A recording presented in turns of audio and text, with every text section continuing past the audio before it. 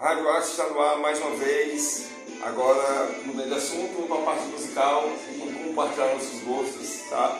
Como sempre eu gosto de trazer o entrevistado e ele indica algumas músicas, tem indicação de livro também, né? O Homem de Giz, daqui a pouco o André vai falar um pouco sobre esse livro, o porquê ele escolheu O Homem de Giz. Nós estamos ouvindo aqui a banda norte-americana Kansas, tá? A música Can I Tell You, logo do seu primeiro disco, de 1974. Eu costumo dizer que Kansas é uma das poucas bandas de rock progressivo dos Estados Unidos que eu conheço. Que a grande parte das bandas de rock progressivo que eu conheço, muitas delas são da Inglaterra. Ele é considerado o berço do rock progressivo, né?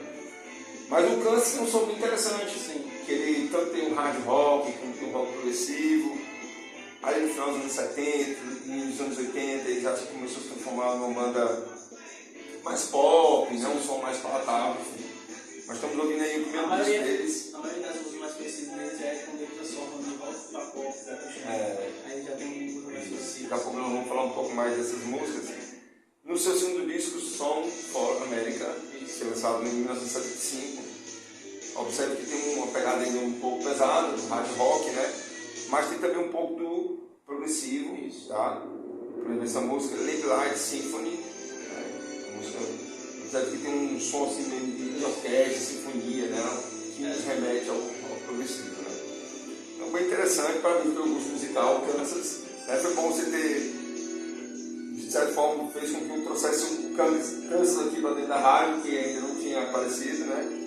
Bom, e como eu estava falando, o Kansas é uma banda, não só de rock progressivo, mas de hard rock, que ao longo do tempo, assim como muitas bandas, mudaram o seu som, procuraram se adaptar ao, vamos dizer assim, ao comércio, né? Muitos fizeram isso.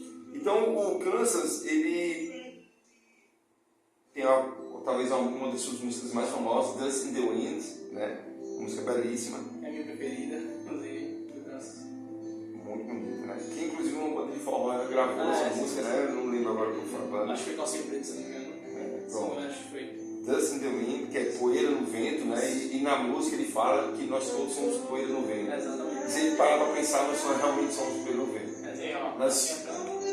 Nós somos tão pequenos perante o universo, né? A gente vive tão pouco tempo na Terra, né? E é como poeira mesmo. Com pouco tempo nós vamos embora. Né? Exatamente. Essa música, ela mostra tudo. Você não pode se pegar a pequenas coisas, porque o tempo está passando. Então, quando chegar ao ponto final, você vai embora e as coisas vão ficar. Então, você precisa refletir. Ela apenas usa para se refletir. Eu gosto muito quando eu estou com a cabeça muito cheia. Você precisa fazer coisas de trabalho, você precisa colocar ela para refletir um pouco, me acalmar e vamos para frente, que tudo isso se ajeita, tudo isso se acalma. Com certeza. Bom, outra banda que Kansas é dos Estados Unidos, agora vamos para a Alemanha. André sugeriu que nós tocássemos um pouco de Scorpions, que é uma banda que também ao longo do tempo se transformou, né? A gente está ouvindo aqui I'm Gone Mad, do primeiro disco deles, do ano de 1972. Não, é em 73, não? Lonesome Crow, é um disco de 72. 72. Eu talvez esse gravado em 72 e lançado em 73. Talvez a divergência seja essa. Então era uma banda de hard rock, meio que heavy metal, um som pesado, e depois foi uma banda com músicas românticas, mais. Ela foi ganhando mais sucesso, ela foi se transformando nessa. Isso. Por exemplo, o som do disco, Spirit Coming, essa música do som também meio pesado, que é uma música bem rápida, né? Um tipo de heavy metal, vamos dizer assim, né?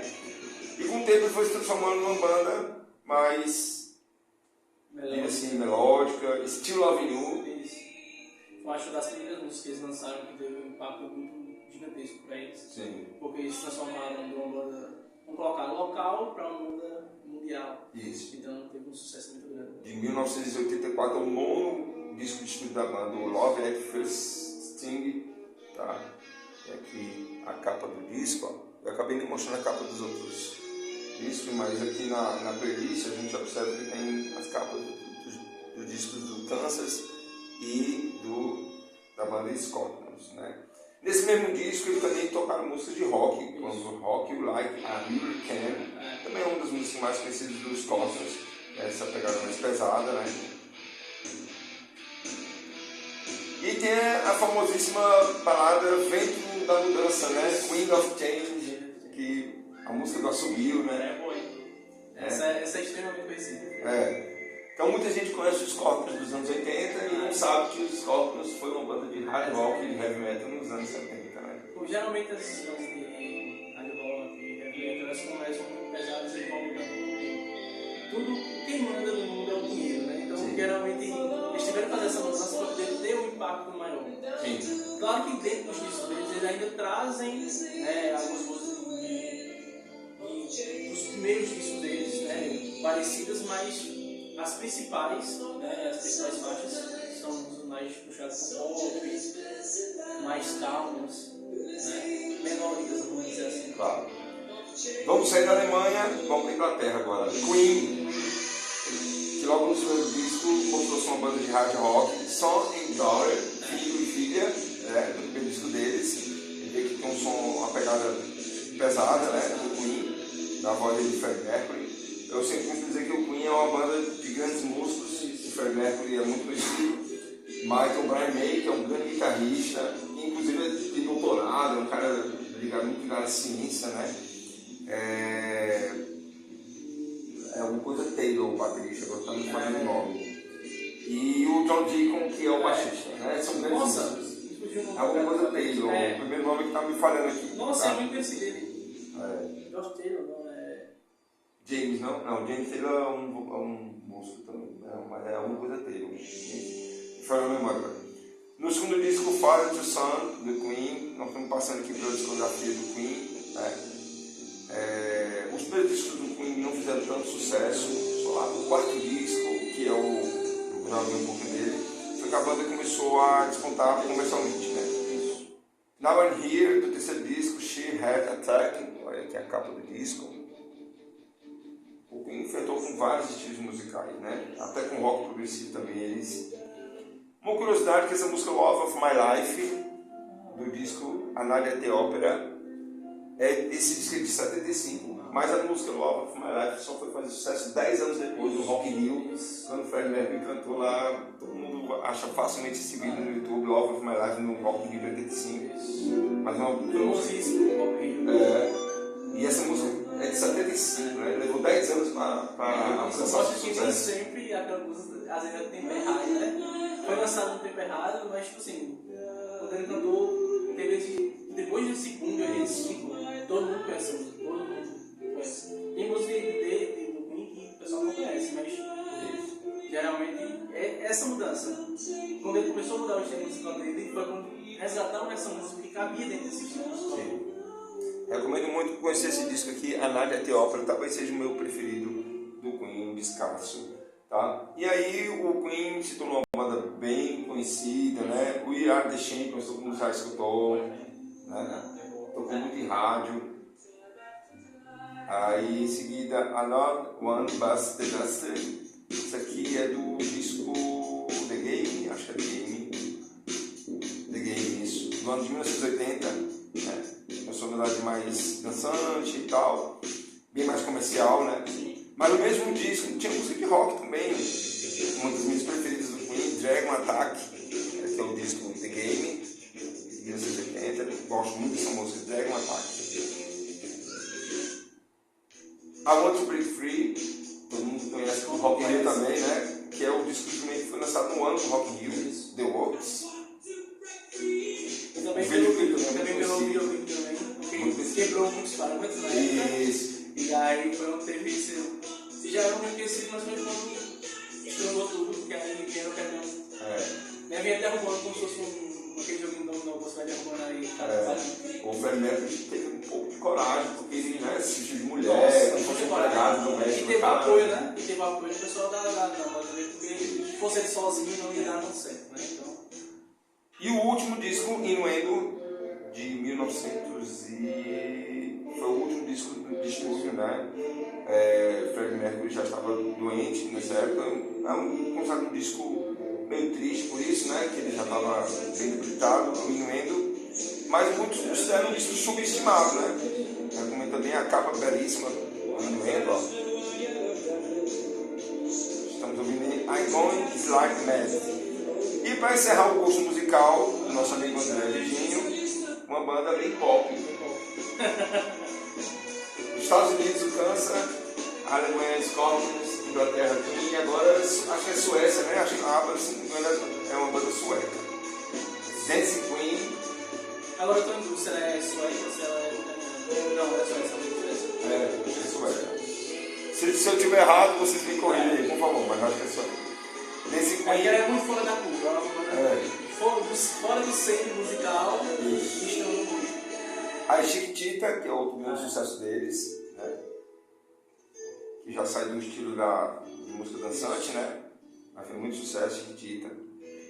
E por último, Mamia, que é o título de um filme, inclusive vai assistir esse filme, que está referente à banda, é bem interessante o filme. Aqui a banda ABBA. Hoje em dia estão trazendo muita ABBA agora pelo TikTok, né? Tem algumas músicas que estão colocando no TikTok. E eu vejo que assim, basicamente só escutava, e tipo assim, que eu achava que só escutava, né? E aí pelo TikTok, às vezes você tá vendo um vídeo e começa a tocar música, gente, estão escutando ABBA, várias pessoas escutam ABBA. Então, tipo assim, é uma banda que não envelhece, né? Ela continua aí, claro. Várias estrelas, né, de hoje do pop pegam referência nela ainda hoje. Quem gosta de Beyoncé aí, Katy Perry aí, ela tem uma referência a elas. Lady Gaga também, então tem uma pequena referência com elas. Vamos aproveitar que estamos nesse vídeo falando de música, vamos sair um pouco do assunto e falar sobre livro. Por que você indica O Homem de Giz? O Homem de Giz. Pessoal, quem puder ler esse livro, ele é muito bom. Ele é um suspense, certo? Sobre um suspense puxado por psicológico. Então, vocês se pegam numa trama, certo? E vocês não sabem o que é que está acontecendo. Num momento sabe, depois você se perde novamente e depois no final você descobre que tudo que você imaginou não é. Então, como a gente estava conversando aqui fora do ar, é um livro que ele pega dois tempos, então passado e presente. Ele mostra como ocorreu e o que está acontecendo agora, e para no final dar o resultado tão inesperado tão bom. Então, quem puder ler, leia, certo? A autora também, CJ Tudor, ela tem outros livros, certo? Tem um book dele, aí tem outras pessoas e o que aconteceu com ele. Então, estou lendo agora o que aconteceu com ele. Então, quem puder, leia, é muito bom, vocês não vão se arrepender. Tem alguns pequenos errinhos ali, mas como é o terceiro livro dela, então a gente perdoa como leitor. Com licença, só mostrar aqui. Pode falar, André. Então, ele é muito bom, vai prender você de início ao fim, certo? Já teve outras pessoas que eu emprestei o livro e tiveram a mesma conclusão, então não é só opinião minha, tá, pessoal? Então, ele é muito bom, ele vai... Quem gosta da parte de suspense, porque tem que gostar, não, para poder ler livros assim, quem gostar, vai ser um livro muito bom. E para quem quer iniciar também, porque ele não é um livro tão difícil de você iniciar na parte de suspense. Então, quem quer iniciar, é muito bem-vindo iniciando com esse livro aqui, tá? E se o professor quiser ler a sinopse também. Claro, aqui atrás tem falando, nenhum de nós chegou a um acordo sobre quando de fato tudo começou. Foi quando começamos a desenhar figuras de giz ou quando elas apareceram do nada. Foi aquele acidente terrível ou quando encontraram o primeiro cadáver? CJ Tudor é a escritora do Homem de Giz, indicação aí do nosso amigo André Virginho. E eu aproveito para indicar o Edgar Allan Poe. Eu tenho lido bastante esse cara, é referência para quem gosta de suspense. Aqui André gosta de suspense, né? Aqui é um conquista, né? Ele também escreveu outros estilos, mas ele é mais relacionado aos contos. Por exemplo, esse livro tem O Gato Preto, O Diabo no Cabanário, Ligé, O Mistério de Marie Roger, Silêncio, Eleonora, O Homem na Multidão, O Rei Peste, e por aí vai, né? Ele é um cara que escreveu, que viveu, né, no século XIX, né? E ele é referência para todo tipo de escritor, de suspense, de detetives, de ficção científica. Então eu recomendo muito conhecer Edgar Allan Poe. E pode começar pelo Gato Preto, viu? Ah, Uma história um pouco macabra, mas nos surpreende. Isso. Eu não vou dar nenhum spoiler, quem tiver interesse ler aí o Poe, tá? Para encerrar, vamos ouvir só um pouquinho de música. Escolhi Kansas, Scorpions, ABBA ou Queen. Como eu gosto muito, eu vou escolher Kansas. Kansas. Eu vou escolher Dust the Wind. Pronto. E pra gente escutar, porque é uma música muito boa. E aí, tá no meu coração, tá num lugarzinho guardado no meu coração essa música. Então vamos encerrando aqui com Dust in the Wind, tá? I close my eyes only for a moment, and the moment's gone. All my dreams pass before my eyes, I curiosity. Eu fecho meus olhos apenas por um momento e o momento se foi. Todos os meus sonhos passaram antes dos meus olhos. Uma curiosidade, poeira no vento. Todos nós somos poeira no vento. A mesma velha canção, Same Old Song.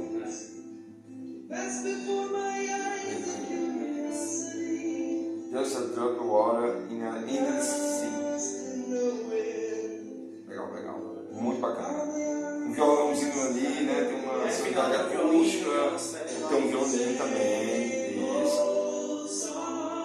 Valeu, valeu. Meu amigo, foi um prazer. Prazer foi meu. Eu só tenho a agradecer, você contribuiu bastante aqui com o projeto, tirou muitas dúvidas, falando de livros, falando de música.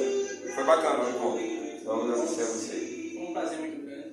A gente está aqui, a gente expõe nossas ideias, expõe o nosso conhecimento, pelo menos um pouco, né? Que a gente não é dono do saber, mas é bom a gente conversar um pouco sobre isso. Conversar um pouco sobre o livro dos nossos gostos, né? Eu estava conversando com ele.